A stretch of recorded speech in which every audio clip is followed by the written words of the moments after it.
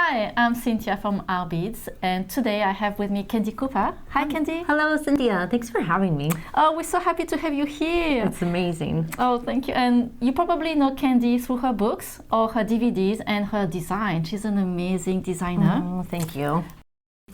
I started making jewelry in 6th grade. Oh, wow. And I was making Earth Day pendants for my friends, like wire-wrapped rocks. I tell everybody this story. And there were like pressed leaves on top, and I'd wire wrap them, and I'd put them on a piece of leather, and I gave them we all made like my little group of friends, we made each other Earth Day gifts. Right. So that was my first jewelry making experience.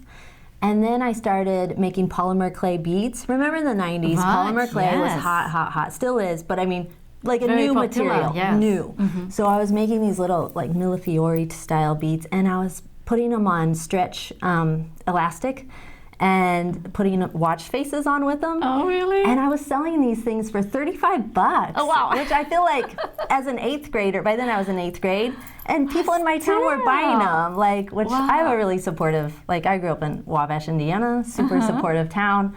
And so one thing led to another, and went to to be an art education major. Okay. Had to take metalsmithing for that degree. All right. And I fell in love with jewelry making all over again with adding that new information. So like taking classes and learning something new constantly has helped me develop my like jewelry making. But it truly is a passion. All right. So you always knew that you would be a jewelry maker one day? I thought I have to get a job, so I should just be an art teacher. Like, which I've like since discovered, like you can teach art and creative things through books. Right. I have DVDs, I have online classes, so I'm still a teacher, it's just maybe not in the classroom. But I do a lot of work with kids, ironically. Like I teach 13 days out of the year, approximately, maybe a couple more, with teaching metalsmithing to school kids. Oh, that's really great. But the thing that keeps me going with my jewelry making is I really feel like it is an exhale for me. It's still like, I feel better when I've made something, even if it's not that great, I feel better. And the other thing that I love is just like mixing and matching materials and surfaces. And I think like just seeing, we take our own things that we make for granted, I think.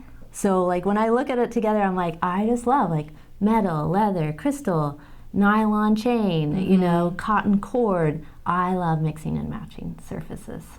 You know, this is one thing that really impressed in your jewelry. It's how much you mix everything together. Thank you. And how many different media you're touching. Thank you. I mean, it's some artists just do one thing, but you tend to do everything, and it's really amazing and it's beautiful. Thank you. I think I have my mom to thank for that and my grandma. I grew up in a really creative family, and whatever I wanted to try, they let me. And you know, if you have kids or what, you know how important that experimentation is. And I still feel that way today. Like I love, you know, painting pre-done findings or hammering something that's art, you know, like I love altering surfaces and you know, then going from there. Well, thank you so much for inspiring so many of us. Well, thanks for having me. I'm really thrilled to be here. You're welcome.